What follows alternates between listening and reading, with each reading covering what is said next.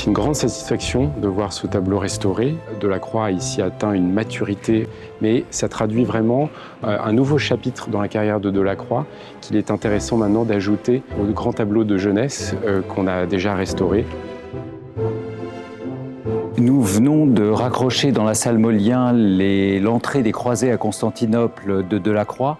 C'est le dernier grand format de Delacroix que nous restaurons. C'est l'aboutissement d'une politique que nous avons commencée en 2019 avec la restauration des massacres de Scio, puis des femmes d'Alger, puis de la mort de Sardanapale. En 2024, bien sûr, la liberté guidant le peuple. Il y avait jusqu'à 8 à 10 couches de vernis. Entre ces couches, des couches elles-mêmes de crasse. Et c'était donc des tableaux dont on avait perdu, d'une certaine manière, l'énergie chromatique, la force de la couleur.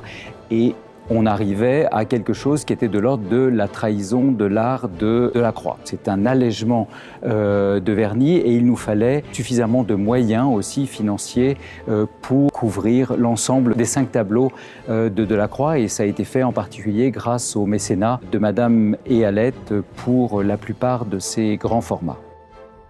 La prise de Constantinople par les croisés, elle a été peinte par Delacroix en 1840.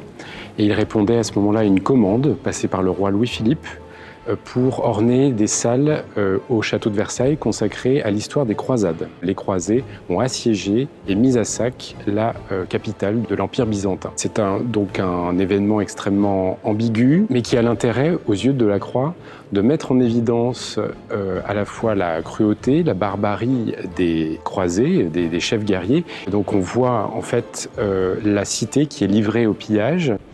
Et tous ceux qui sont restés après la bataille et le siège, ce sont les vieillards, les femmes et les enfants. Et puis, à l'arrière-plan, la splendeur de tout le paysage de Constantinople qui se déroule comme vue à vol d'oiseau. Delacroix projette plutôt ses souvenirs de voyage au Maroc. C'est à la fois anachronique et évidemment ça n'est pas adéquat à la géographie et à la tradition architecturale. Et le nettoyage de ces vernis a révélé une peinture qui est dans un état de fraîcheur, un état intact inespéré. Et ce qu'on retrouve ici, c'est vraiment l'éclat des couleurs, surtout de tout le travail du paysage et du ciel, proche des peintres anglais, des aquarellistes, une technique très fluide. Et puis en contraste, une technique différente avec une matière plus sèche qui fait comme des effets un peu râpeux sur les premiers plans, sur certains détails, par exemple la chevelure blonde de la femme agenouillée, ou bien sur le costume très chamarré du vieillard qui essaie de s'interposer entre comte de Flandre et puis les victimes civiles agenouillées. Ce qui a aussi révélé l'étude préalable avant la restauration, donc grâce à l'imagerie scientifique, ce sont des repentirs, et il y a un repentir intéressant de Delacroix qui se trouve au premier plan, au centre du tableau, entre les jambes du cheval, en tout cas sous les sabots.